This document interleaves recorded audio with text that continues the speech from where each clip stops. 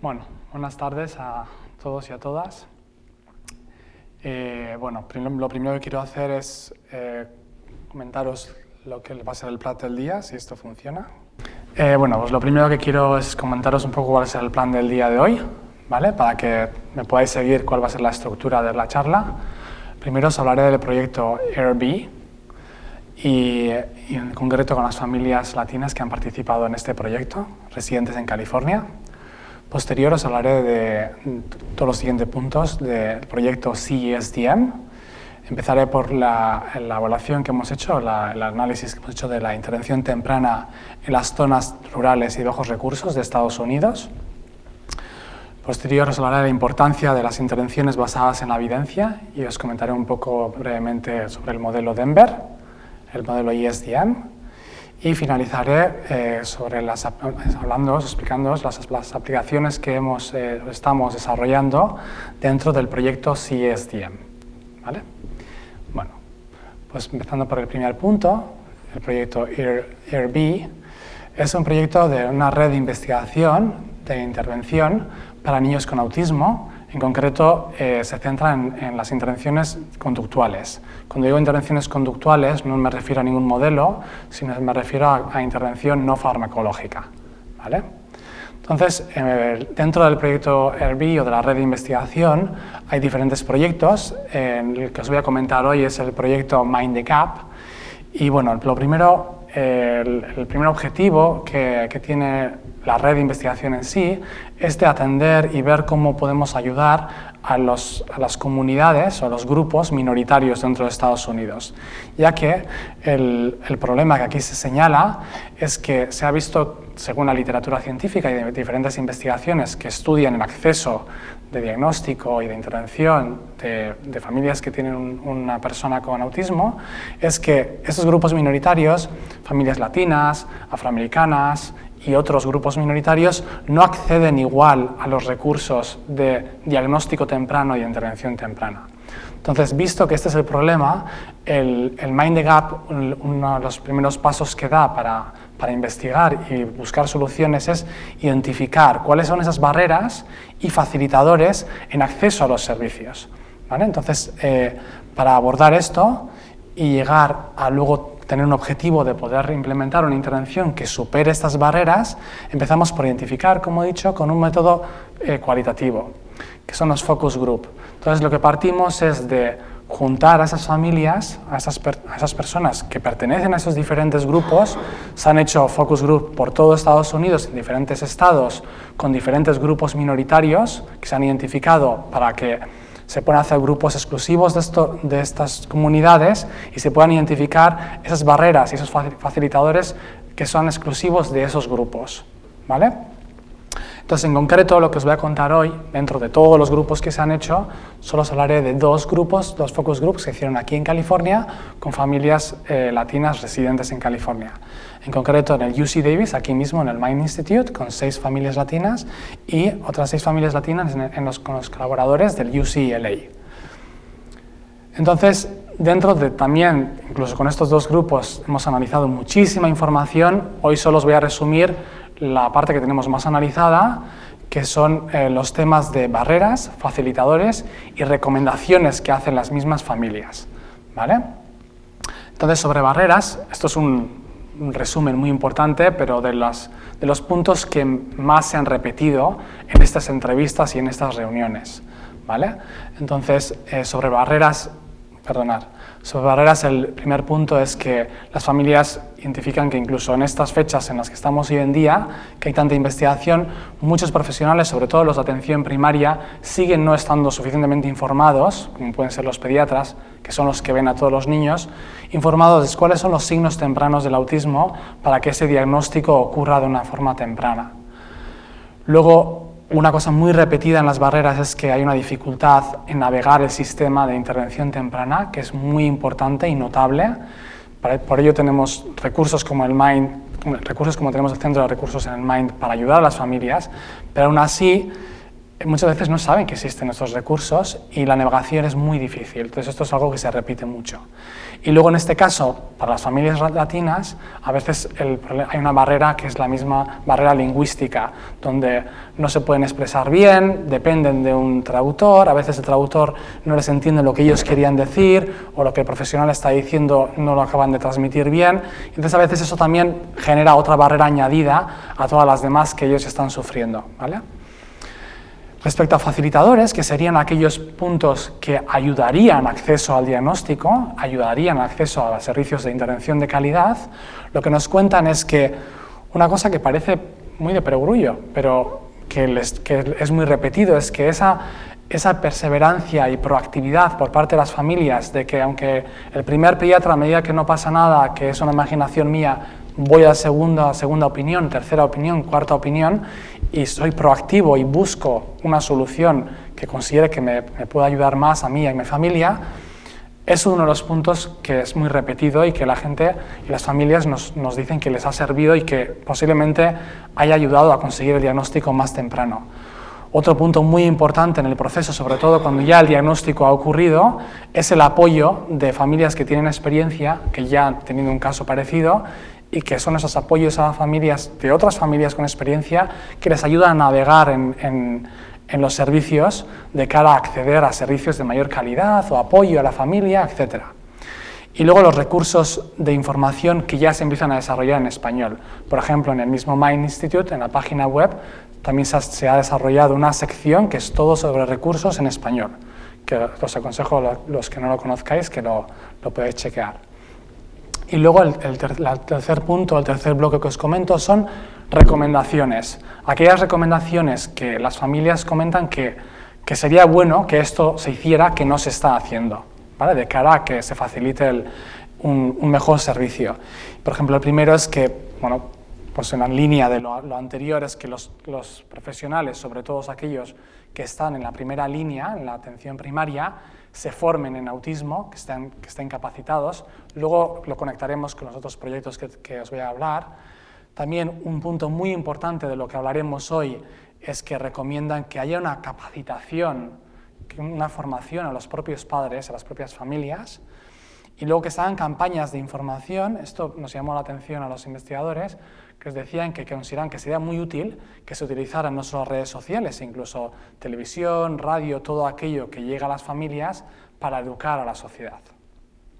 Y esto fue también repetido. Entonces, no sé si entre los que estáis aquí alguien añadiría algo más por su propia experiencia personal. ¿Se queda vergüenza hablar en alto? Bueno, pues os voy a dar yo mi propia experiencia personal. Bueno, este soy yo y este es mi hermano Aitor.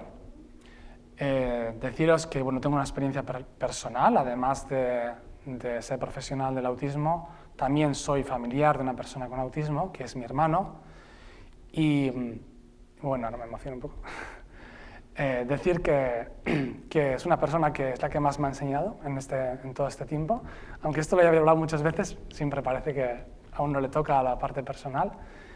Y entonces puedo decir que incluso antes de empezar a estudiarlo en la universidad, es algo que yo lo he mamado desde el principio, porque yo era muy pequeño cuando mi hermano fue diagnosticado, y entonces es algo con lo que he vivido toda mi vida. Entonces ya no es solo la experiencia que pueda tener de diferentes prácticas, de formación y demás, que es el recorrido que ya he podido tener, sino que considero que él es el que más me ha enseñado, porque me ha sentado la primera base para saber de cómo esto también impacta en la familia.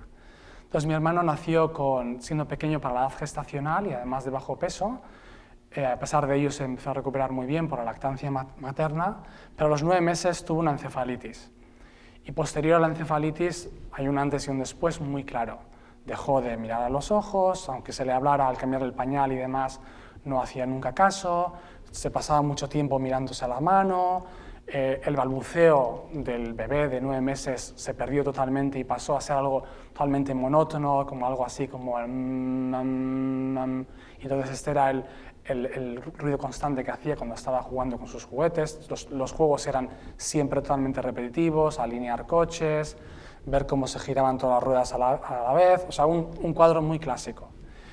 De todas formas, de esto hace tiempo, porque mi hermano actualmente es de aquí, que a pesar de tener una discapacidad intelectual importante que le hace ser dependiente de otra persona 24 horas, ha conseguido dominar 2 idiomas, se puede comunicar en 2 idiomas, tanto en vasco como en español. Y bueno, en muchas facetas es muy funcional, aunque, como digo, la discapacidad intelectual hace que sea dependiente de 24 horas de un adulto y, por suerte, de muchísimos servicios que tenemos en San Sebastián, en el País Vasco, lo cual le ayudan a desarrollarse y a integrarse en la comunidad. Pero a lo que quería ir es que los mismos temas que se han trabajado aquí en el MIND se lo pregunté a mi madre hace un par de semanas. Entonces tuvimos esta conversación para ver qué me contaba ella de estos mismos temas que se están investigando. Claro, en este caso estamos hablando de que ella esto lo pasó en Suecia, que es donde vivíamos nosotros en ese momento, y en el 1989, o sea que hace mucho tiempo de esto. Pero me parecía interesante contrastar con familias latinas residentes en California en el 2016 y ver qué semejanzas o qué diferencias hay. Bueno, lo que ella me cuenta de entonces, las barreras que las que ella se encontró es que los profesionales entonces también no estaban nada preparados para saber lo que era el autismo. Eso llevó a que ella tuvo que recorrerse todos los pediatras de un hospital de los más grandes de Suecia, se los recorrió todos hasta que llegó de hecho al jefe de pediatría, y esto estaría relacionado con el facilitador, de la proactividad de ella de insistir de que no eran imaginaciones suyas, y de hecho consiguió un diagnóstico muy temprano para esa edad, o sea, para esas fechas, porque estamos hablando de 1989, mi hermano fue diagnosticado, a pesar de que era un caso claro, grave, pero en estas fechas era difícil y a los 18 meses estaba diagnosticado. Por otro lado, la falta de servicios especializados. Una vez de ser diagnosticado, no había servicios especializados, lo que se suponía que era servicio especializado era de psiquiatría y algo totalmente aislado de la comunidad. Te controla un poco el tiempo. Y luego también el ser una persona inmigrante en Suecia, ella notaba que eso también echaba para atrás la credibilidad que ella podía tener como madre a la hora de escribir lo que ella le preocupaba en los signos que veía en el día a día. Ya os he comentado el primer punto de facilitadores, las cosas que ayudaron. Otro aspecto que fue muy útil es que consiguió que tuviera servicios de apoyo dentro de la misma guardería que iba yo, por lo tanto mi hermano estaba expuesto a desarrollo típico y a una guardería típica desde el momento 1, lo cual hacía que se exponía a otros niños de desarrollo típico y esto ayuda al propio desarrollo. Entonces, la ayuda, el apoyo no era especializado de autismo, pero por lo menos era individualizado dentro de un contexto normalizado. Y por otro lado, un aspecto que sí fue muy interesante para la familia, y yo como hermano lo recuerdo muy interesante, es que el gobierno sueco tenía como un paquete de formación para las familias, esto hablamos entonces, repito, en 1989, con recursos propios del país, que eran 3 días totalmente aislados de todo lo demás, residente, en unas, eran como unas casas con piscinas cubiertas y caballos y con psicólogos especializados todos en autismo. Entonces la idea era hacer una inmersión de 3 días que la familia entendiera qué era el autismo, porque entonces la gente no sabía lo que era el autismo solo con escuchar la palabra. No sabían si eso era algo que se curaba mañana o era una enfermedad, era un trastorno, qué significaba, no había ni idea de lo que podía ser. Entonces, lo interesante desde lo que yo viví en primera persona es que yo, siendo muy pequeño, también hacían grupos de todos los que éramos hermanos y nos explicaban, con unos dibujos animados ya preparados por el país, explicando qué era el autismo, y eso para nosotros, por los hermanos, fue muy importante porque nos explicaban qué nos íbamos a encontrar cuando queríamos jugar con ellos, qué frustraciones podíamos vivir como hermanos y un poco quitarle la culpa a todo ese proceso que tú podías vivir cuando no entiendes, cuando quieres jugar con tu hermano y no tienes una respuesta social, ¿no? Entonces eso fue muy interesante y ayudó a la familia un poco a situarte. Es verdad que mi madre os va a decir que, claro, esos son 3 días y que el año tiene 365, y entonces, bueno, el apoyo, digamos, del acompañamiento que ella hubiese recomendado en esas fechas, pues ella no lo vivió tal. Sí que había servicios buenos, pero no especializados que te orientaban en el día a día, que ella lo vivió muy duro. Y luego, recomendaciones, pues las que ya hemos oído también en las investigaciones que estamos haciendo aquí, es que los profesionales se tienen que capacitar. Todavía en estas fechas vemos que esto sigue siendo una demanda por parte de las familias, y que los servicios que se integran, que sean especializados en autismo, se integren en la comunidad. Esto es una cosa que ella además ha hecho mucha campaña y siempre ha intentado exponer a mi hermano a un contexto normalizado. Bueno, los puntos que se han repetido con las investigaciones anteriores. Entonces, bueno, la idea de hacer este tipo de investigaciones cualitativas es que podamos identificar, preguntando a las mismas personas que están viviendo y sufriendo esas realidades, es entrar en esa realidad, captar esas barreras, esos facilitadores que nos permitan conectar, puentear desde el problema a buscar una intervención que nos ayude a superar esas barreras, perdonad. Entonces es en esta fase en la que ahora está este proyecto. Bien, ahora todo lo que os voy a hablar de aquí en adelante, que es principalmente en el proyecto en el que estoy trabajando, será el CESDM. Y os empezaré a hablar por la evaluación que hemos hecho de la intervención temprana en Estados Unidos en estas áreas más rurales y de menos recursos. Entonces el CSTM es el Community Early Start Denver Model, que en traducción al español sería Proyecto del Modelo Denver de Atención Temprana para la Comunidad. Y bueno, sabemos que el autismo está en incremento, ¿vale? Eso es algo que diferentes investigaciones nos lo están dando, incluso en diferentes países. Se sabe que no hay solo una causa, que hay diferentes causas. No se sabe hasta qué punto cuántas causas son, pero sabemos que no hay solo una causa, igual que ya no sabemos que no es solo un tipo de autismo. Por eso hablamos del espectro y hablamos de que hay diferentes tipos de autismo. También estamos mejorando en la detección temprana, ¿vale? Cuando hablamos de detección temprana se podrían resumir diferentes 5 puntos así a muy grosso modo, ¿vale? Simplificándolo mucho, pero es, por ejemplo, este niño que en vez de jugar funcionalmente, si esto fuera un coche con el coche, lo que hace es como si estuviera investigando el coche. O sea, es una fijación, ¿vale?, hacia el objeto, por ejemplo, que no llevaría a un juego funcional. Por otro lado, son los juegos repetitivos, ¿vale?, que puede ser, pues, utilizando el mismo ejemplo del coche, en vez de jugar funcionalmente con el coche, cojo la rueda y le estoy dando vueltas a la rueda todo el rato viendo cómo está da vueltas, o por ejemplo, me estoy mirando todo el rato la mano de una forma repetitiva, ¿vale? Y que no sería lo habitual, la forma de explorar. O si, por ejemplo, le damos un muñeco para intentar hacer como que le estamos dando de comer, pues igual coger el muñeco y en vez de participar en ese juego, quedarse enganchado con los ojos y estar abriendo y cerrando los ojos, que estas son algunas exploraciones que se hacen aquí en Mind, se suele observar. Por otro lado, el balbuceo.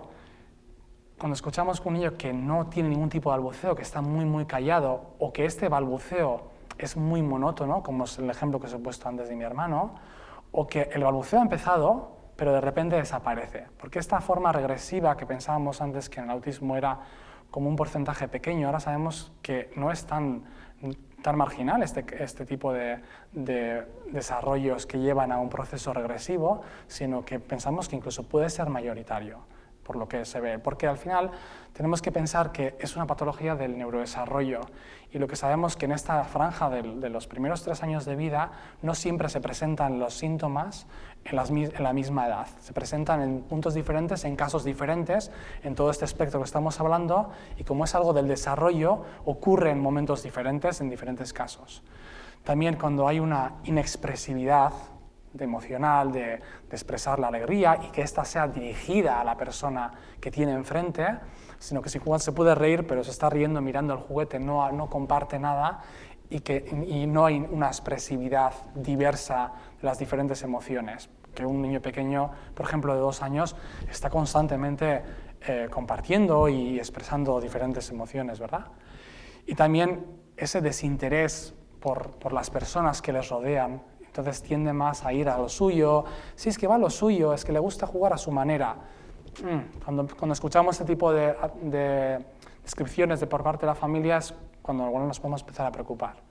Entonces, este tipo bueno, esto es como un póster educativo por parte del Mind, pero ya empezamos a tener en diferentes servicios una mucho mejor detección temprana, y con un aumento y una detección temprana mayor, lo que tenemos es que en los servicios de Part C, que son los servicios de intervención temprana públicos de Estados Unidos, empieza a haber un aumento de solicitudes de casos que o están diagnosticados de autismo o sin estar diagnosticados tienen diferentes retrasos del desarrollo, y hay un perfil que ya apunta a que puede haber un riesgo de desarrollo de TEA, que sería en español, trastorno del espectro del autismo, o ASD. Entonces, ante esto, sabemos que los diferentes servicios que tenemos de cara al autismo en la intervención temprana en Estados Unidos es muy diverso entre sí, en los diferentes estados de Estados Unidos. Por otro lado, también sabemos que probablemente en los estados rurales y de menos recursos, todavía esto pueda ser más diferente de las ciudades de mayores recursos. Entonces, lo que buscaba nuestro estudio era evaluar, sobre todo en estos lugares de menor recursos, más rurales, de los diferentes estados, cómo funciona la intervención temprana para los niños pequeños con autismo o en riesgo.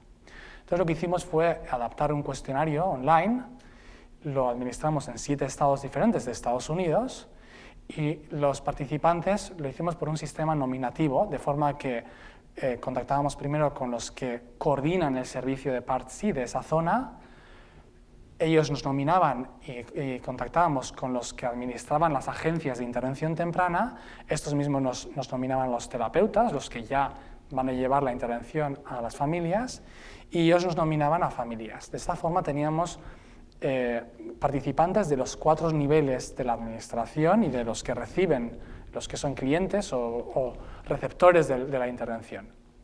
Entonces, unos resultados preliminares que os quiero describir hoy. Recordar que las familias se quejan de que los profesionales no están preparados. Aquí no hablamos de clínicos generales de atención primaria, sino personas que están llevando la intervención temprana, y no todos tienen formación de autismo, y aquí la pregunta no era si están especializados en autismo, sino si tenían algún tipo mínimo de formación en autismo. Entonces, bueno, el número es alto, pero la exigencia de la pregunta era muy baja. Y cuando preguntamos esto en los que administran los servicios, solo es un poco más de la mitad que saben algo de autismo. Por lo tanto, esto es importante saberlo, porque estos son los servicios que llegan a las familias. La satisfacción, de todas formas, de las familias en general es alta, como podéis ver, tanto pensando en si esto ayuda a mi niño, es alto, y también en la frecuencia en las que reciben los servicios. Y esto, la verdad, tanto en los diferentes estados que lo hemos evaluado, como en los diferentes niveles socioeconómicos.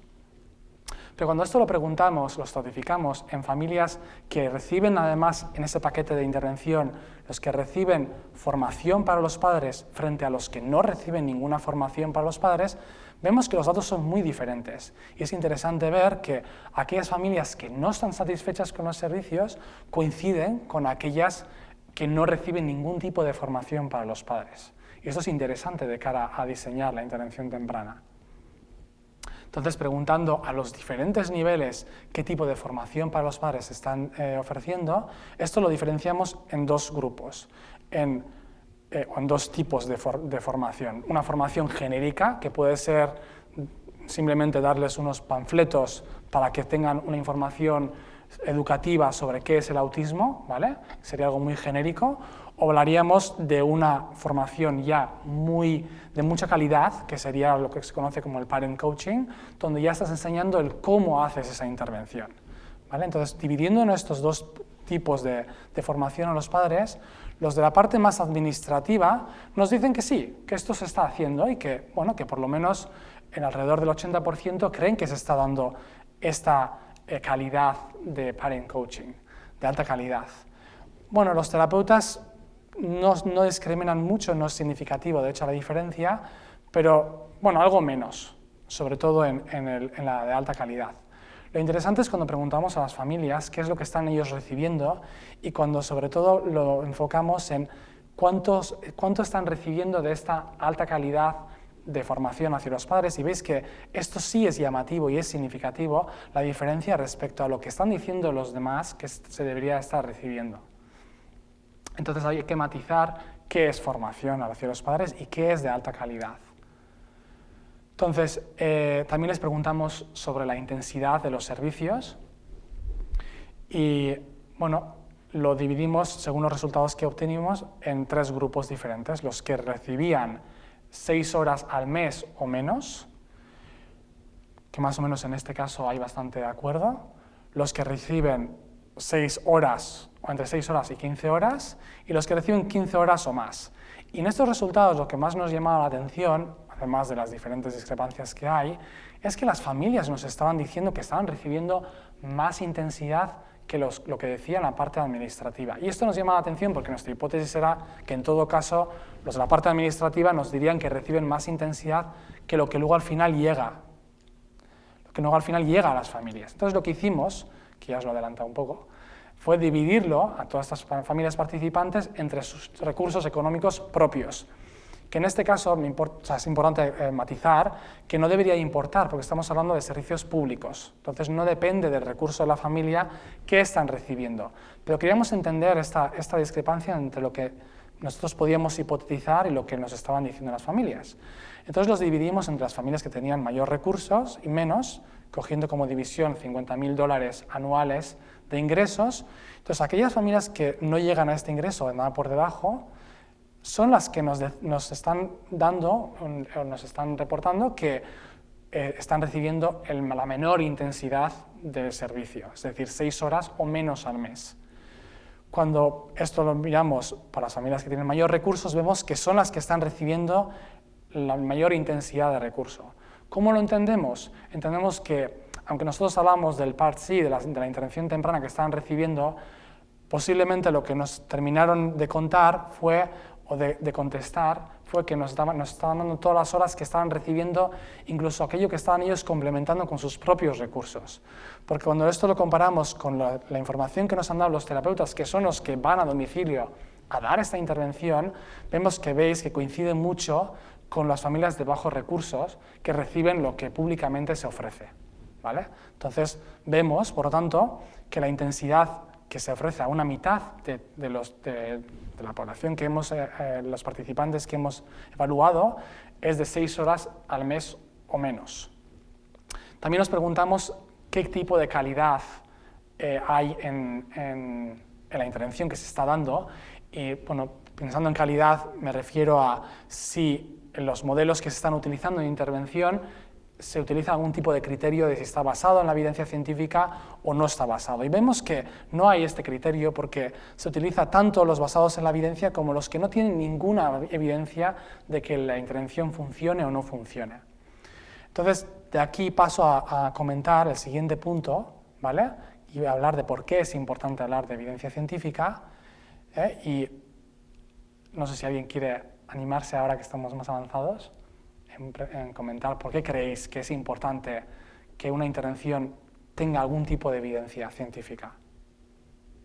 Porque se puede ayudar a prevenir, porque una vez escuché que quizás tenían que ver los pesticidas, que fueran alguna causa del aumento del autismo, saber qué es lo que lo está causando puede ayudar a prevenirlo. Vale, lo que comentabas es que hay algunos estudios de los que llevan el área de contaminación ambiental que están dando evidencias de que la contaminación ambiental puede tener un rol en el número de casos que se está viendo que está aumentando en el autismo. Sí, eso es una parte de la evidencia científica. En este caso lo que yo me refiero es cuando tenemos una intervención, una u otra, cuál es la evidencia que hay científica para saber cuál es mejor. Entonces es ahí, pero también es evidencia científica, es cierto. ¿Vale? Entonces, respecto a esto, os pongo un ejemplo para que se pueda entender mejor. Imaginemos que tenemos 2 modelos, el A y el B, y no sabemos cuál es mejor, como madre, como padre, o incluso como una persona que gestiona los servicios de intervención temprana y tengo que saber a qué destino mis fondos públicos respecto a que los profesionales van a implementar una intervención u otra. Y tengo A y B y no sé cuál es mejor. Entonces, aquí simplemente os pongo un ejemplo, hay muchos diseños de investigación, pero imaginemos que tenemos muchos niños con autismo, todos ellos muy diferentes entre sí, y los vamos a repartir en estos 2 tipos de intervención, el A y el B. Y lo hacemos de una forma aleatoria, de forma que sea igual de probable que un niño me caiga en el modelo A como en el modelo B, ¿vale? Y queremos ver qué pasa con los del A y los del B y compararlos, ¿vale? Entonces imaginemos, todo esto es imaginado, Imaginemos que han recibido un año de intervención del modelo A y del modelo B y queremos ver posterior cuál es el desarrollo que han tenido desde las evaluaciones que se les hace antes del tratamiento y posterior. Y entonces, imaginaros que estos son resultados del modelo A y estos son los resultados del modelo B. Solo con este resultado, que solo sería una investigación, un estudio, ¿cuál sería vuestra primera apuesta? ¿Qué modelo cogeríais? Ahora ya hay por lo menos algo de evidencia. Pues evidencia no es otra cosa que esto. Evidencia es que no haya un estudio como este, sino que haya muchos estudios que haciendo el estudio una y otra vez, con un diseño, con otro, siempre nos esté marcando que la evidencia apunta a que el modelo A parece que es mejor. Entonces ya no vamos a ciegas, modelo A o modelo B, como nos están diciendo que 43% utilizan un 43% de modelos basados en evidencia y otro 43% de modelos que no tienen ninguna evidencia. Pues la idea es que funcionemos con algún criterio y que sepamos que si tiene evidencia de que funciona mejor, pues nos volquemos en esto. Pero claro, es muy difícil para una madre, un padre o incluso muchos clínicos saber cómo navegar entre todos esos diferentes modelos que nos están hablando, cuál tiene evidencia o no, porque no tienes por qué tener una trayectoria investigadora para entender el método científico. Para ello, hay agencias e iniciativas como estas, en este caso es de diferentes universidades, que lo que hacen, que también participa el Mind Institute, que lo que hacen es revisar cuál es la evidencia científica para saber cuáles son los modelos que ofrecen mayor evidencia pues, para niños pequeños o para adolescentes en general. Entonces, iniciativas como estas también las hay gubernamentales, ¿vale? Entonces la idea es poder orientar a los servicios y a las familias y demás. Uno de los ejemplos de modelos que han mostrado evidencia científica, y del que os voy a hablar hoy, es el ESDM, que es el Early Start Demer Model, desarrollado por las doctoras Sally Rogers y Jenna Dawson. Y os voy a describir muy brevemente, porque no tengo mucho tiempo, los 4 elementos clave que podríamos describir de este modelo, ¿vale? Por un lado, es un modelo que prioriza y está centrado en las teorías y en las evidencias que se han acumulado sobre el desarrollo evolutivo. Es decir, no intervienen en cualquier cosa que necesite el niño, sino que se hace una evaluación sobre sus capacidades de desarrollo en todas las diferentes áreas y en base a esas necesidades de su desarrollo evolutivo, en qué punto está en capacidades de desarrollo, se hace el diseño de la intervención que se va a hacer. Por otro lado, se utilizan técnicas de modificación de conducta o técnicas basadas en el ABA, que se conoce aquí, el ABA. Entonces, esto no quiere decir que esto sea todo hacer como el ABA, es muy diferente, pero sí que basa sus técnicas de modificación de conducta, están basadas en el análisis de conducta, ¿vale? Pero todas esas técnicas y toda esta evidencia, aparte del desarrollo, todo se intenta integrar en un modelo naturalista, de forma que se piensa en dónde está desarrollándose el niño y dónde está creciendo el niño en el día a día, cuál es su forma de relacionarse, funciona a través del juego y las actividades de la vida diaria.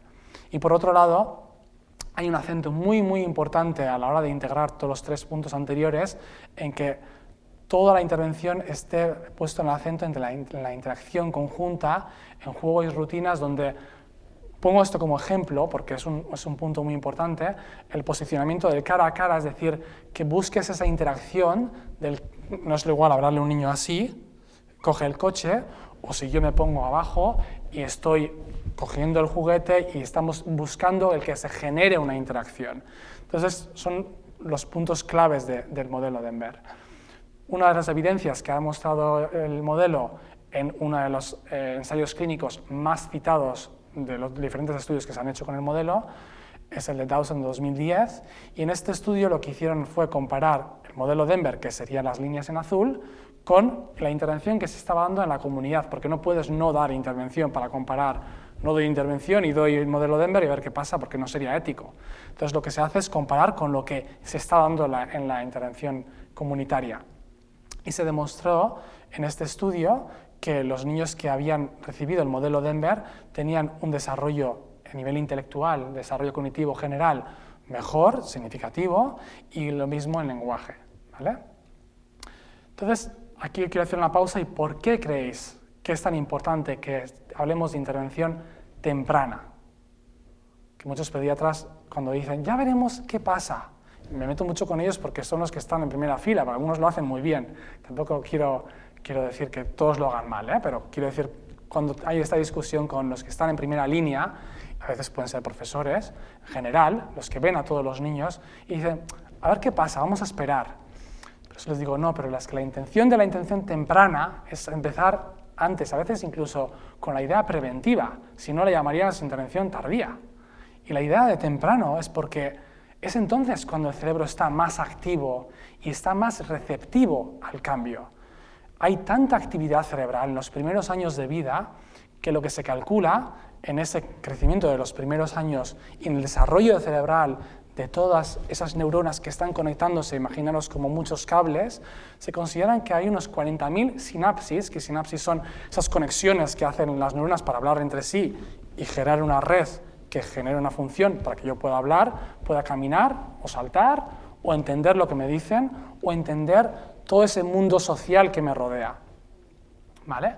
Entonces, este gráfico, que es muy simple y a la vez suele resultar difícil de entender, la idea es, cuando hablamos de plasticidad cerebral y de la importancia de la edad temprana, es que si os fijáis en la línea verde, esta que va por aquí, sería la capacidad del cerebro de responder al cambio. ¿Cuánto de receptivo es a ese cambio del contexto que le rodea?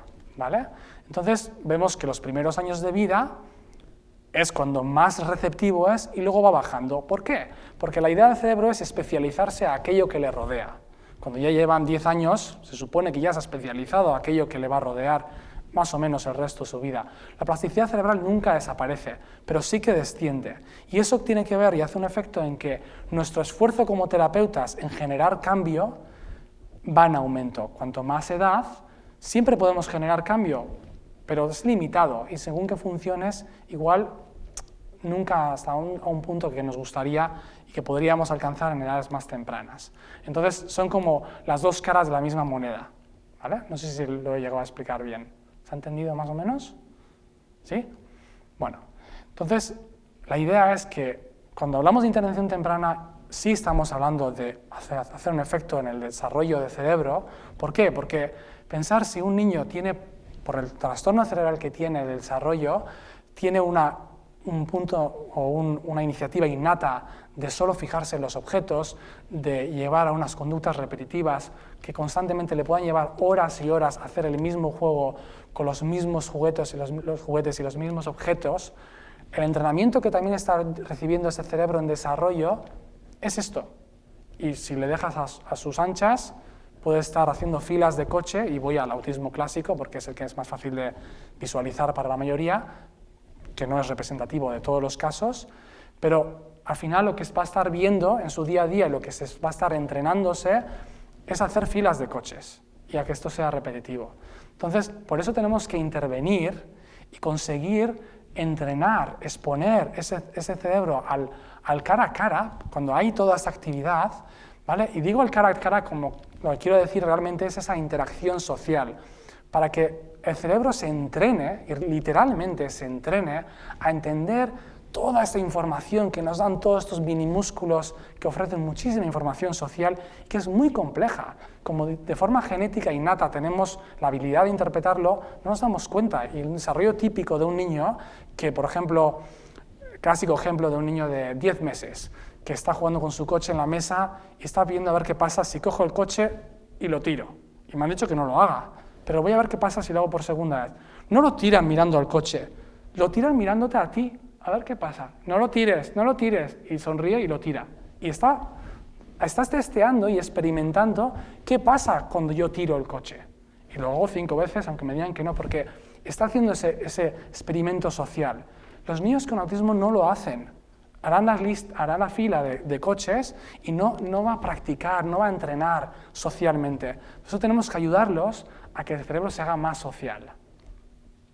Entonces, una de las evidencias que han surgido a raíz de ese ensayo clínico que os he comentado antes, ¿vale? Es que posterior al ensayo clínico, 2 años posterior, cuando los niños tenían 4 años, se hizo un estudio para ver cómo reaccionaba el cerebro a caras y a objetos, ¿vale? Y para tener niños de referencia, se cogió un grupo de niños también que fueran de la misma edad, con el mismo me sale background ahora, estoy contagiado por el inglés, el mismo contexto, más o menos, a que fueran similares a los niños que participaban en el ensayo clínico. Y entonces se comparaban los niños que habían recibido el modelo Denver y los niños que habían recibido la intervención en la comunidad. Y lo que se veía es que los niños típicos su cerebro reaccionaba más rápido a las caras, niños de 4 años, que a los objetos. Cuando esto se mira con los niños que habían recibido el modelo Denver, se veía que este patrón se repetía, reaccionaban más rápido a las caras que a los objetos. Pero, sin embargo, los niños que habían recibido la intervención de la comunidad, es decir, no habían recibido el modelo Denver en este caso, reaccionaban más rápido a los objetos en vez de a las caras. ¿Vale? Entonces, esto es uno de los primeros artículos que han salido que intentan conectar que esto que hacemos en la intervención temprana no está desconectado de las neurociencias, sino donde se está incidiendo, donde se está generando el cambio, se ve en la conducta, pero se está generando el cambio a nivel cerebral y cómo el cerebro reacciona también hacia su contexto. Y esto genera que el cerebro, si está reaccionando más rápido a caras, le estás generando más oportunidades de poder reaccionar y entender también más lo social que le rodea. ¿Sí? Entonces, al final el desarrollo es como escalonado. Si no ocurre este escalón, es difícil que ocurra este de arriba. Entonces tenemos que ayudar a que todos esos escalones ocurran. ¿Vale? Sobre el manuales del modelo Denver, quería esto mencionarlo, porque bueno, tenemos los dos del inglés, este para terapeutas y este para familiares.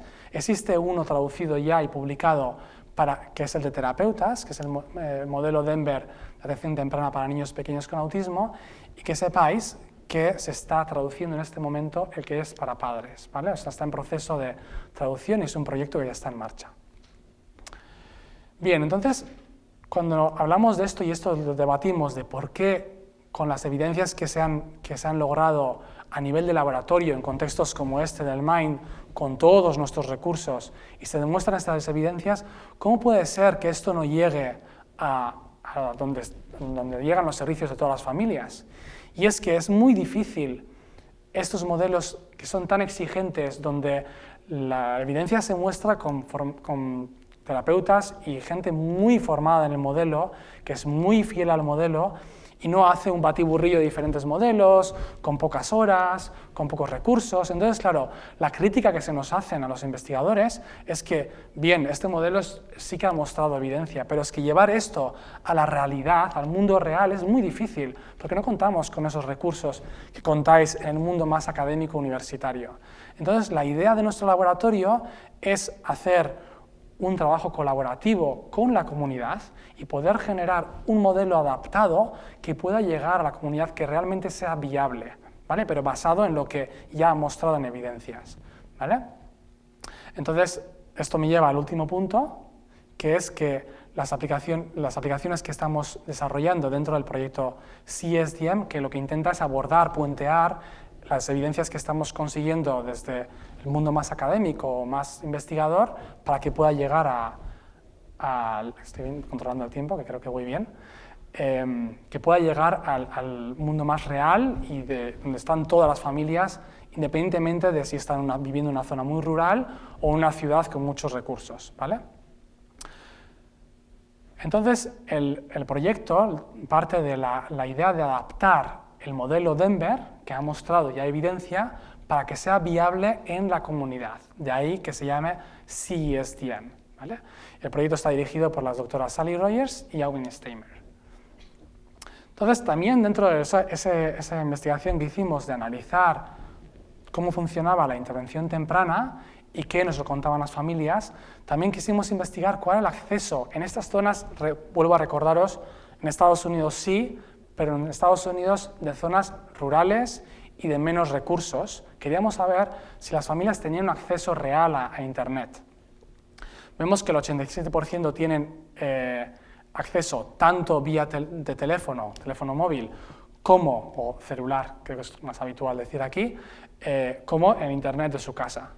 Pero además vimos que el 94% tenían acceso a través del teléfono. Entonces, sabíamos que por lo menos a través del teléfono un 94% de las familias sí tenían acceso a Internet, ¿vale? Entonces, lo que el CSDM intentó desarrollar o ha intentado desarrollar, que ya está desarrollado y ahora se está testeando, es generar una aplicación que se llama Help is in your hands, que sería traducción en español, ayuda está en tus manos, ¿vale? Y esta aplicación lo que intenta o lo que ofrece son estrategias mostradas en vídeo para que se pueda ver cómo hay que hacer lo que queremos que se haga, ¿vale? Basadas en las estrategias evidenciadas dentro del modelo Denver para ayudar tanto a las familias como a los clínicos a hacer ese parent coaching o esa formación a los padres. Entonces, la ayuda, ya me he adelantado, es tanto para los padres como para los clínicos. Y la idea es que esto se pueda establecer o se pueda hacer en el domicilio familiar, que es el contexto natural en el que el niño crece y se desarrolla. Y en esta diapo me paro un poco porque aquí es donde quiero incidir, es que si pensáis en una pastilla y en una pastilla que puede ayudar a reducir sintomatología de lo que sea de algo clínico, ¿vale? Es muy importante, estaréis todos de acuerdo, con la dosis de esa pastilla.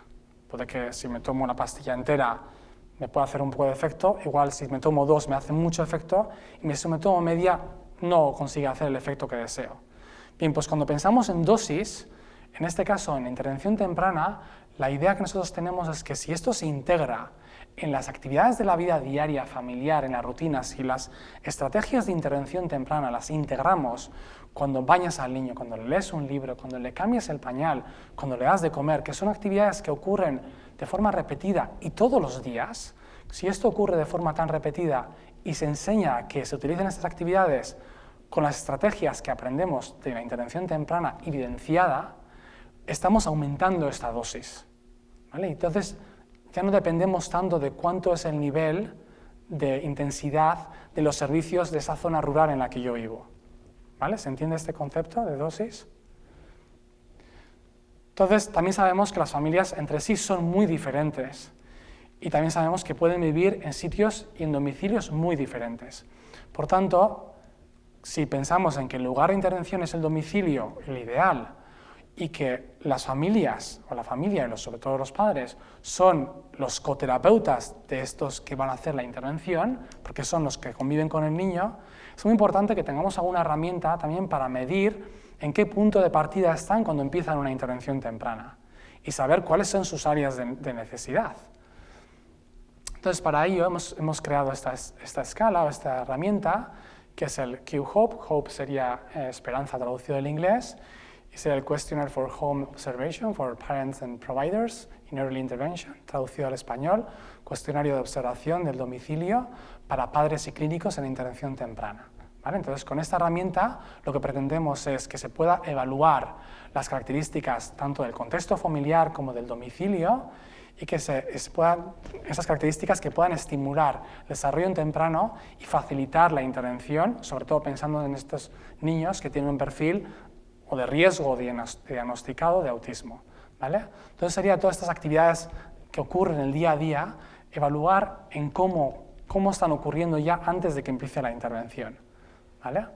Entonces nosotros desarrollamos esta escala, pero no sabemos hasta qué punto los clínicos les parecía que esto era interesante o era relevante, o los padres podían entender las preguntas que estábamos haciendo.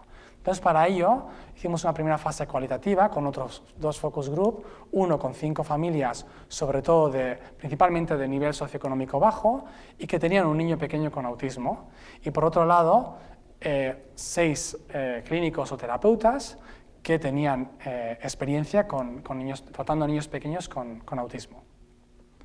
Entonces, con el feedback que ellos nos dieron, que evaluaron cada pregunta, cada ítem y la relevancia de cada uno, ¿vale? Con ello nuestra escala, lo que terminamos diseñando, fue una escala con 2 subcuestionarios, 2 subescalas. Por un lado, una más breve, muy observacional, de lo que la persona que va a hacer la intervención a domicilio puede observar y puede evaluar solo por observación, ¿vale? Y por otro lado, un cuestionario más largo para los padres, sobre todo estas actividades de la vida diaria y cómo funcionan en la interacción con los niños y de diferentes aspectos, ¿vale? En concreto, la escala evalúa 8 áreas. Por un lado, el espacio físico, en el domicilio, donde va a ocurrir esa intervención temprana, los juguetes y materiales en los que el niño está expuesto en el día a día, las rutinas familiares que ocurren de forma normalizada, la conducta de los padres respecto a esa interacción con el niño, cuánto saben cómo tienen que actuar con ellos, el contacto con otros niños, qué exposición tienen porque tienen hermanos o tienen primos, acuden a las celebraciones sociales de otros niños como cumpleaños, etc., van a los parques, no van, a veces muchas familias se aíslan cuando tienen un niño con autismo, entonces esto es importante evaluarlo. ¿Cuál es el soporte familiar de la familia externa? El estrés familiar y cuál es el conocimiento de los padres no solo del autismo, sino incluso del desarrollo general, temprano. Entonces la idea es poder evaluar ese contexto familiar y esa familia para poder individualizar la intervención temprana en aquellas áreas donde más necesidad tiene esa familia, porque puede haber muchas cosas que la familia ya esté haciendo muy bien, pero en otras áreas que necesite más apoyo y más ayuda. Entonces es importante que tengamos una foto, una radiografía de la familia antes de iniciar esa intervención temprana. Si además pensamos que queremos que la familia sea coterapeuta y consideramos que sobre todo es en el contexto familiar donde va a ocurrir el desarrollo y son los padres los que van a pasar más horas con los niños. Los siguientes pasos que nos toca dar en este punto es que hemos desarrollado la aplicación, pero como tenemos que generar evidencia de que esto funciona, como todo, ahora estamos testeando en un ensayo clínico en 4 estados de Estados Unidos, sobre todo en zonas mucho más rurales donde no hay tanto acceso a servicios, para ver de que esta aplicación que hemos generado realmente ayuda tanto a los profesionales como a las familias. Y por otro lado, otro estudio que estamos a punto de iniciar sería la validación del Q-Hope para saber de que esta escala también mide aquello que nosotros creemos que mide. Hemos hecho la parte cualitativa, la gente cree que esto es relevante, piensan que se entiende todo lo que preguntamos, pero ahora tenemos que saber que esto realmente mide aquello que nosotros pretendemos medir. Por lo tanto, vamos a iniciar en breve, a lo largo de todo Estados Unidos, la validación de esta misma escala, que cuando tengamos la aprobación de las comisiones éticas, en el centro de recursos pondremos los flyers apropiados para que la gente se pueda apuntar. Y luego los siguientes puntos que tenemos que hacer y que está en nuestra agenda de trabajo es poder traducir esta aplicación para que sea viable en español y también traducir y validar también en español y en población hispanohablante la misma escala que hemos desarrollado. Y con eso nada, quiero agradecer a los participantes de todas las diferentes fases de investigación que llevamos hasta ahora en el proyecto, a todos los que nos han financiado tanto los proyectos como el que yo pueda estar aquí hoy, y a todos los compañeros, colegas del laboratorio que participan en este proyecto. Y nada, ya a vosotros por la atención y ahora pasaremos al momento de preguntas. Gracias. Yo tengo un nieto de 5 años. ¿Cómo puedo yo, qué servicio yo puedo usar para llevar a mi nieto a que sea observado y diagnosticado si verdaderamente lo que hemos oído pueda ser autismo o un tipo de autismo que el niño esté obteniendo, ¿verdad? Ajá. ¿Hay alguna clínica donde podríamos ya llevar al niño para que sea evaluado? Ajá. Bueno, eso sería de cómo funcionan los servicios aquí en concreto.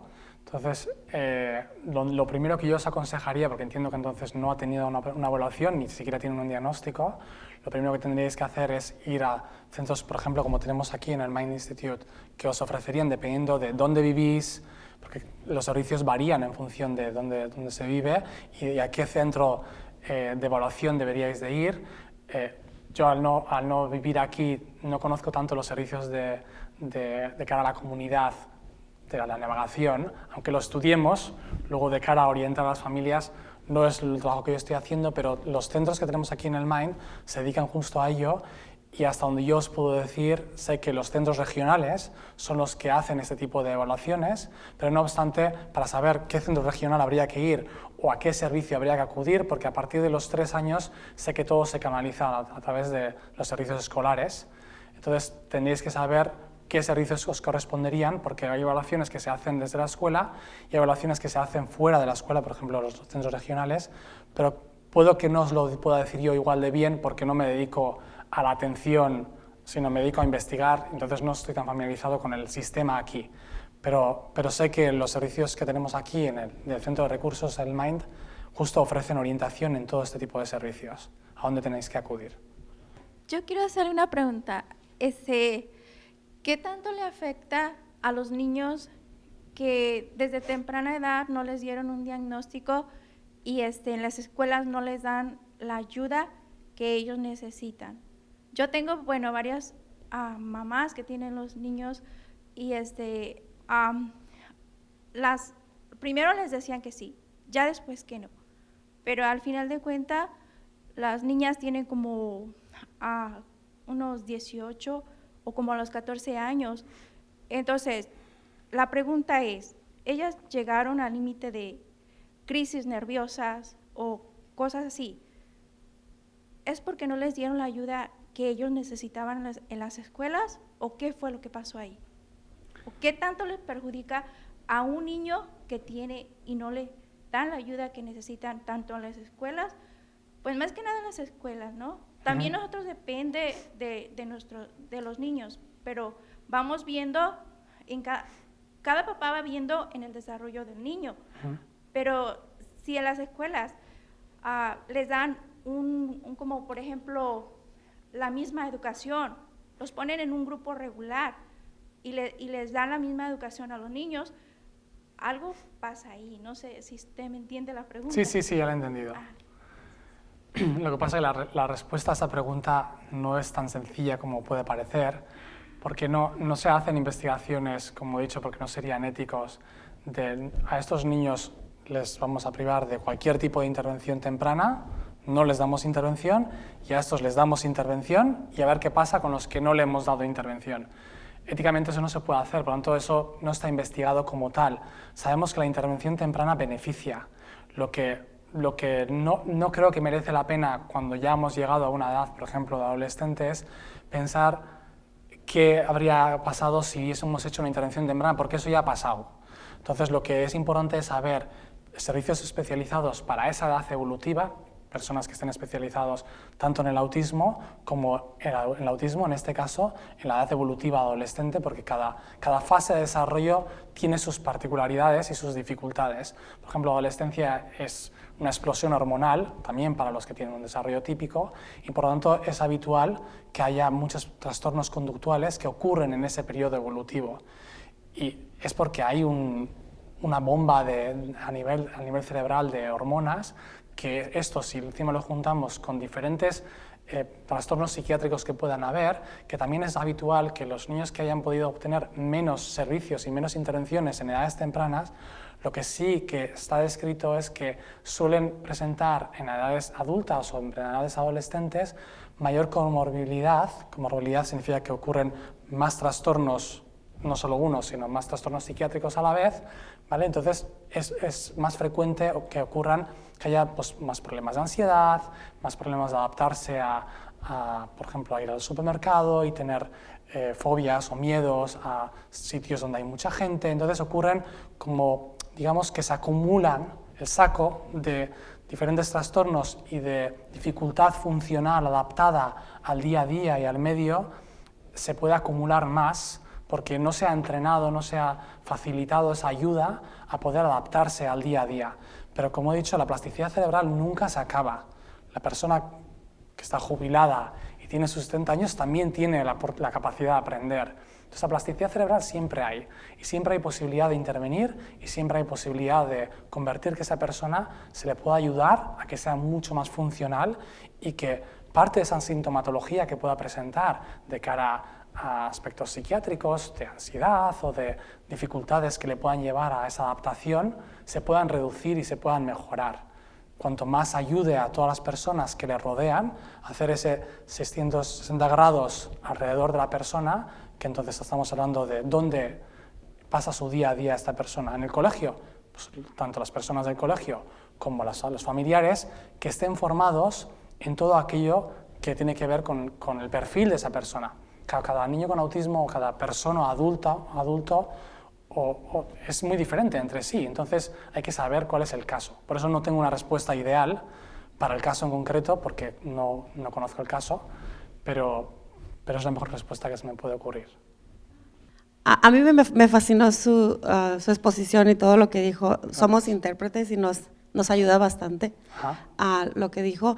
Pero tengo una pregunta que usted dijo que no se sabe, bueno, se sabe que últimamente se están dando más casos de autismo, pero mi pregunta es, últimamente se está investigando más, se hacen estadísticas y todo eso, ¿verdad? Pero digamos, a principios del siglo o de 1900 o todos esos años que no creo que había tanta buena estadística o cómo buscarse o cómo, porque si ahorita se están escapando muchos casos, porque yo como intérprete veo muchos casos, como dice la señora, que les dicen, es autismo, no es autismo. Hay personas que yo he interpretado por 2, 3 años y dicen, es que todavía no me dicen bien y dicen que está en el espectro del autismo. Entonces ni siquiera se diagnostica. Mi pregunta es, ¿cómo se sabe que ahora hay más? Si puede que haya personas que ni siquiera se diagnosticaron, que ni siquiera se encontraban, que ni siquiera había una forma. Y me viene un caso en el pueblito donde yo crecí, había muchos casos que tú miras y que pues nomás te quedabas callada porque pues no sabías. Pero recuerdo que yo pasaba por una calle y estaba un chico de mi edad ahí, pero siempre estaba encerrado en una ¿cómo se dice? En un portón, que no se podía salir. Muy amable, muy lindo, pero de repente empezaba a gritar. Enero, febrero, marzo, abril, mayo, junio, y todos los meses del año. Entonces yo siempre pasaba y decía, ¿por qué dirá eso? ¿Por qué dirá eso? Ahora que oigo que ustedes dicen, ¿verdad? Los doctores, lo repetitivo, obviamente él tenía algún autismo, pero a eso me refiero. ¿Cómo saben que ahora hay más aumento así científicamente si todavía se están escapando muchos casos, si todavía antes no había forma? ¿Usted qué me dice al respecto? Con lo sabio e inteligente que es. Me dejó impresionada. Bueno, la respuesta está en debate, pero lo que pasa es que es un debate que está abierto. Pero lo que pasa es que hay muchas investigaciones, no solo con niños pequeños, se investigan también las diferentes patologías que están diagnosticadas, que se han diagnosticado antes y que ahora están detectados como adultos, y se les hace el estudio de todo su historial clínico, y entonces hay muchos diagnósticos que se están pues rediagnosticando, por decirlo de alguna manera. Entonces hay estudios que se dedican a ese tipo de ver con los nuevos manuales de diagnóstico cuáles son los nuevos números que nos dan, no solo de los niños pequeños, sino que los que fueron pequeños hace 20 años, ahora son adultos y también tienen servicios y también son evaluados y también se pueden evaluar del autismo. Muchas veces se piensa que el autismo es solo una cosa de niños pequeños. El autismo se puede evaluar a todas las edades y tenemos instrumentos que nos permiten evaluarlos cuando son adultos y no tiene nada que ver con el niño de 3 años o 2 años. Entonces eso es un poco un mito pensar que el autismo es una cosa solo de niños pequeños por el desarrollo clínico que esperas que ocurra en edad temprana, que los síntomas aparezcan en edad temprana, no esperas que los síntomas aparezcan de repente cuando el niño tiene 18 años y no ha tenido ninguna sintomatología en los primeros 18 años de su vida.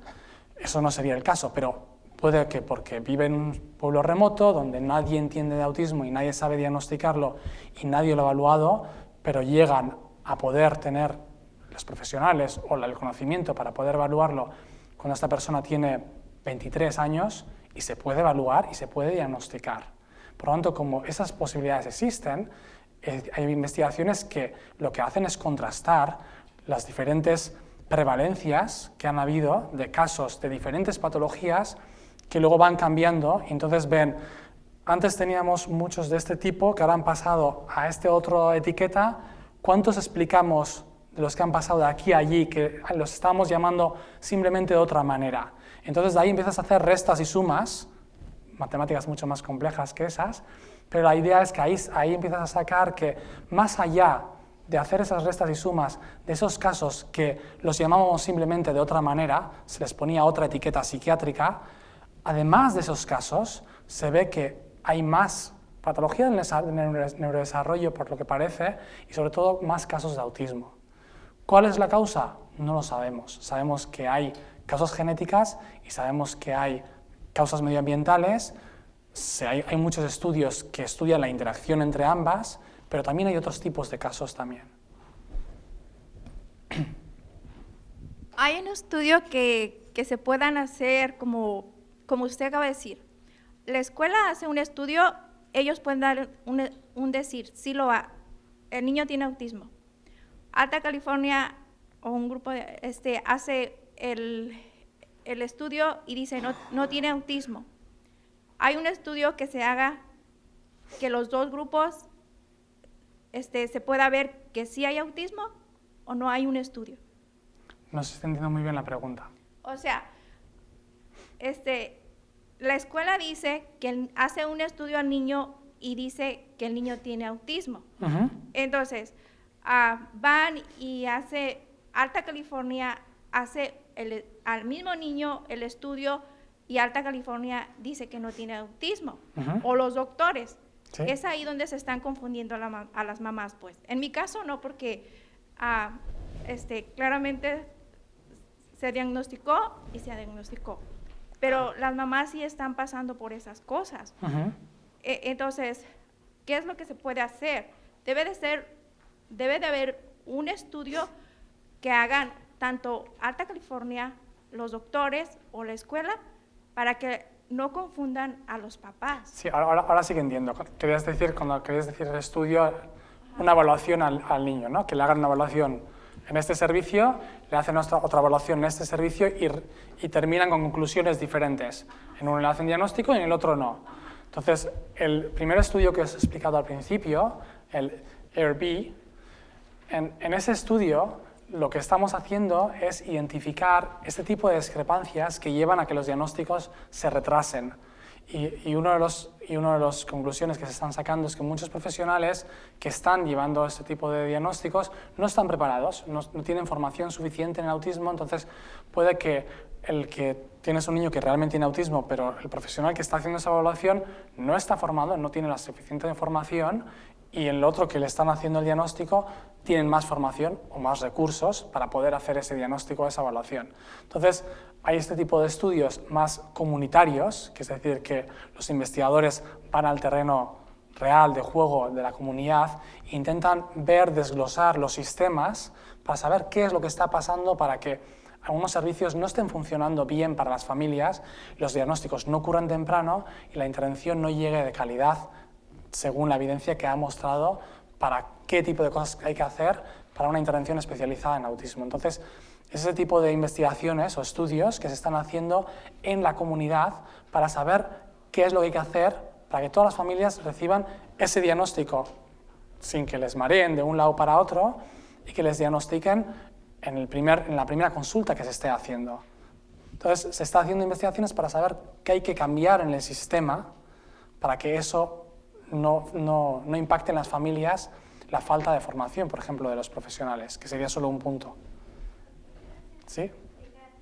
Cuando tiene un hijo uno con autismo, ¿qué es recomendable como para que juegue en la casa o participe? ¿Juegos como bloques o cosas así, carritos, o dejarlo que juegue en los electrónicos? Me alegro que me hagas esta pregunta, porque ahora hoy en día tenemos, yo creo que un poco problema con el mundo tecnológico. No sé si va por ahí, pero yo lo voy a aprovechar. Sí, porque ya ves, en mi casa tengo unos que son un poquito más grandes y todo el día quieren estar en los juegos y también el niño como que le interesa y le gusta también mucho. ¿Le perjudica o no le perjudica? Bueno, ¿qué es más recomendable, pues? Lo primero voy a responder a que qué tipo de juego vamos a hacer dependerá de cuál es la edad del niño, ¿vale? Esa sería la primera respuesta, es decir, si tengo un niño que tiene 5 años, no voy a jugar a las mismas cosas que un niño que tiene 8 o que tiene 12, que ya es más bien casi adolescente. Entonces, tenemos que pensar, partiendo de las teorías evolutivas del desarrollo, qué es apropiado, dicho en simple, qué es lo que hacen otros niños de su edad o más o menos de su edad a nivel de desarrollo. Igual no de la edad exacta, pero de funcionamiento. ¿Qué es lo que, a qué juegan? Intentamos que ese tipo de juegos que son naturales de esa edad o de ese funcionamiento sean los que prevalezcan y siempre, siempre, siempre que ese juego sea compartido con alguien. Es decir, si yo juego con un osito y no sé, el plato y el vaso y le damos de comer y jugamos como que le estamos dando de comer, entonces en vez de dejar al niño que lo haga esto solo, le ayudamos a hacerlo y sobre todo hacemos que el juego se convierta en una interacción. Igual no le gusta, porque no está en ese punto evolutivo el jugar a dar de comer, porque todavía es algo muy abstracto y entonces le aburre y no le motiva. Entonces en el Denver siempre estamos pensando en qué es la motivación del niño. Vamos a pensar que es darle vueltas a la rueda.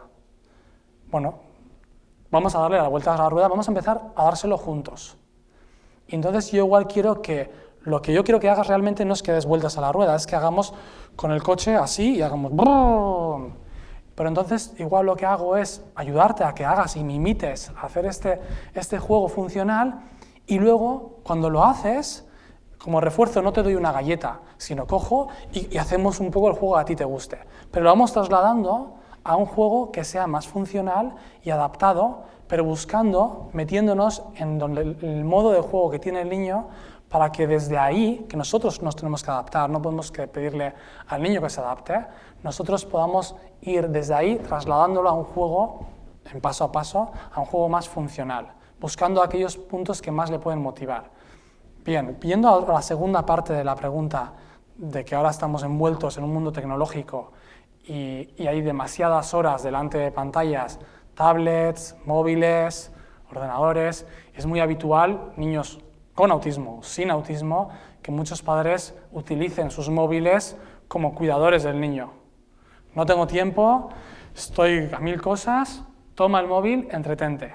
Entonces tienes a un niño así, que no tiene autismo, pero está así, para arriba, para abajo, y no te está molestando, pero está centrado solo en el móvil. Si esto encima lo pensamos en autismo, que va a hacer este foco de forma túnel, donde no le interesa nada social que ocurra alrededor, y exponemos a que lo que sea su día a día sean muchas horas delante de pantallas que no son sociales, aunque ocurren cosas sociales en la pantalla, nadie les está enseñando a entender y a poder interpretar un dibujo animado que pueda ser muy social, porque lo social ocurre con personas. Entonces, mi recomendación, ¿cuál es? Que se reduzca lo máximo posible este tipo de juegos y que se aumente lo máximo posible todo lo que tenga que ver con interacción. Pero interacción puede ser de muchas formas y colores, quiero decir, interacción es cuando estamos comiendo en la mesa, que podemos elegir tener la televisión encendida y estar todos mirando la pantalla, o podemos estar con una televisión apagada y estar interaccionando entre todos, o podemos elegir cambiar el pañal sin hablarle al niño, porque igual no nos hace caso, aunque le hablemos, y mira a otro lado. Pero podemos ser perseverantes y proactivos e intentar, como padres, que sabemos que no vamos a tener ese refuerzo que nos hace a nosotros los niños cada vez que hablamos de un niño típico y le hablamos un poco. Y lo primero que estamos buscando nosotros también, como adultos, el refuerzo es, estamos buscando que el niño haga esa sonrisa que nos ilumina. Y si no nos hace esto en el día a día y nos frustra como adultos y lo intentamos y el niño mira para otro lado y está así todo el rato y no nos responde, muchos padres dejan de hacerlo. Por eso tenemos que evaluar a los padres también dónde están y cómo están reaccionando a esa realidad. Entonces, cuando los padres ven que el niño no les hace caso, el ayudarles a cómo tienen que seguir. Entonces, al final lo que en simple respuesta es, cuanto más aumentemos ese entrenamiento, esa interacción social, pensar como el entrenamiento como quien va al gimnasio. Pensarlo igual, porque el cerebro, en principios básicos, no es tan diferente en este principio, que es, necesita una exposición que le lleva a un entrenamiento. Entonces, si nos entrenamos en los videojuegos, seremos muy buenos en los videojuegos, pero igual cuando tenemos que interaccionar con las personas que nos rodea, nos cueste más, porque no estamos menos entrenados. No sé si te he respondido a la pregunta. ¿Sí? Una pregunta mía es, cuando un niño con autismo se estresa mucho, o sea, pues sí, que está muy estresado así, como que es bueno para ayudarlo, porque hay veces que mi niño tiene autismo y está demasiado estresado y hay veces que no sabemos cómo qué hacer. Bueno, nuevamente suelen ser las preguntas típicas, y lo sé, y ojalá tuviéramos un botón para cada caso y yo conociera el caso tan bien como para darte la respuesta perfecta, y sintiéndolo mucho no podré darte una respuesta precisa porque no conozco el caso y cada caso pues, depende de la edad y depende de si tiene otros problemas, otros trastornos de tipo psiquiátrico que pueden haber y esos pueden interaccionar y los tienes que poder diferenciar para saber en qué punto le tienes que ayudar para cada dificultad. Por lo tanto, te puedo contestar a modo muy genérico, partiendo de cuál es su nivel funcional, eso es un niño si cuando le hablas entiende el lenguaje o puede ser que sea un niño, no es el caso, por lo tanto estoy hablando de forma genérica y por lo tanto también puedo ayudar a otras familias. Si es una persona que tiene un nivel funcional muy bajo, solemos funcionar a nivel mucho más sensorial, ¿vale? Y entonces pues siempre vamos a funcionar más por el tacto, depende de cómo reaccione al mismo tacto y cómo esté acostumbrado a ello. Entonces también ahí, y vuelvo a utilizar la palabra de entrenamiento, es como cuánto expongamos a que se pueda habituar a ciertas situaciones y le tengamos que ayudar como a entrenarlo. Claro, ese entrenamiento puede ser más cognitivo, donde tú puedes explicarle la situación, le puedes hacer una secuencia, por ejemplo, digamos que se pone muy nervioso cada vez que tiene que ir al médico, y entonces se estresa mucho y se nos altera. Voy a poner un ejemplo que puede servir para otras situaciones. Si tiene una capacidad funcional de poder entender más el lenguaje y más la parte más abstracta, lo que puedo hacer es secuenciar. Lo primero es cómo vamos a salir de casa hacia el médico, la situación que vamos a tener de tener que esperar en el médico y que no nos atiendan cuando yo quiero, y entonces podemos tener algo que nos pueda facilitar, se puede utilizar la tecnología en este caso, que pueda facilitar el tiempo que estimamos de espera de cara a que nos pueda atender el médico, porque podemos ponernos muy nerviosos. Una de las causas puede ser porque no podemos anticipar qué viene después y cuánto tiempo tengo que esperar en la sala de espera. Y esto de hecho es un problema muy habitual. Entonces, el que podamos anticiparle y podamos secuenciar, primero vamos a esperar aquí tanto tiempo, luego va a pasar esto, luego va a venir el médico, va a pasar esto, pero claro, todo esto lo podemos explicar con mayor o menor dificultad dependiendo del nivel funcional. Entonces también a veces se utilizan viñetas visuales que puedan ayudar a visualizar y a hacerle entender en qué situación estamos ahora, y ahora estamos en esto, lo hemos preparado de antemano en casa, y esto ayuda a que pueda anticipar. El poder anticipar muchas de las situaciones suele favorecer a que se puedan regular mucho más. Pero como digo, todo depende, la capacidad de regulación también se puede entrenar, pero sería otra charla totalmente diferente y larga también de decir, depende también del nivel funcional. La respuesta es un poco ambigua, pero no sé si te he podido contestar, ¿sí? The UC Davis Mind Institute was created in 1998 with a promise to find cures for neurodevelopmental disorders. Every day, our physicians and researchers come closer to fulfilling that promise. Their groundbreaking research on autism, Fragile X syndrome, chromosome 22q11.2 deletion syndrome, ADHD, and other brain disorders are helping children achieve their fullest potential. Please visit our website to find out more about current studies, upcoming events, and how you can help make a difference.